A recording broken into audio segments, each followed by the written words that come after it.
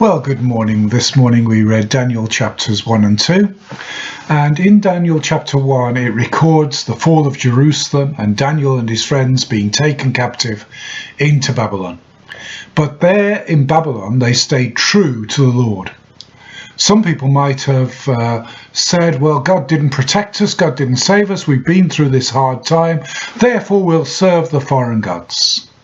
But Daniel and his friends stayed true to the Lord, whatever circumstances he brought into their lives.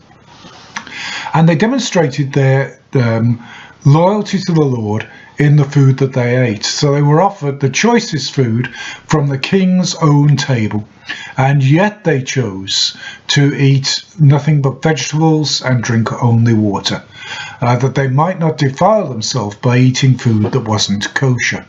They were determined to serve the Lord, whatever the cost to themselves. And here's the challenge for us. When God brings difficult situations into our life, when he allows us to go through hard times, will we still serve him?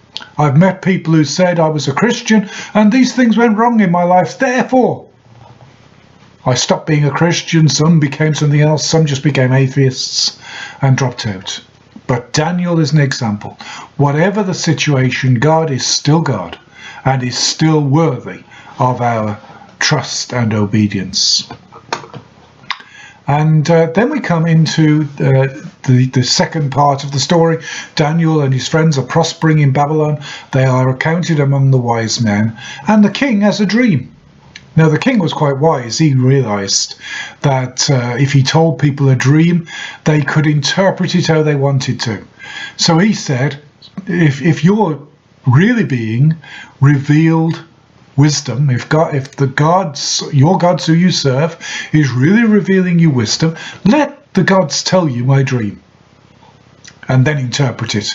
Because, anyone can have a dream. You can dream of all kinds of strange things, and people will put into that their own interpretation. King Nebuchadnezzar was having none of it. He said, if your interpretation is truly coming from God, then you must tell me the dream too.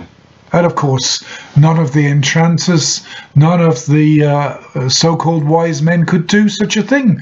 And they said, such a thing has never been demanded of us before. Or no king has ever demanded such a thing. And he threatened to put them all to death. Daniel went to the king and asked for more time and prayed.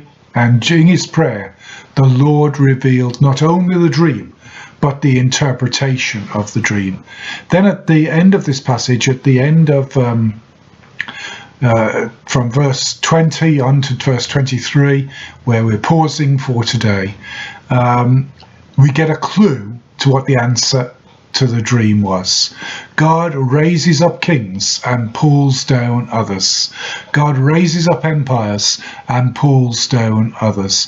God is God, whatever earthly system seems to be in control. He remains God. He is in charge of who reigns, who rules, and who is in power, and who he tears down and who he lifts up. This is a clue to the interpretation of the dream, which will come in the next episode. Next time, we're back in the book of Daniel for the interpretation of Nebuchadnezzar's dream. For today, our challenge is to live for God. Whatever circumstances we face, whatever he brings into our life, we will be true to him. As Daniel obeyed the Lord and ate only vegetables and water, we will be true to the Lord, and we will trust the Lord to raise us up and cause us to prosper in his presence.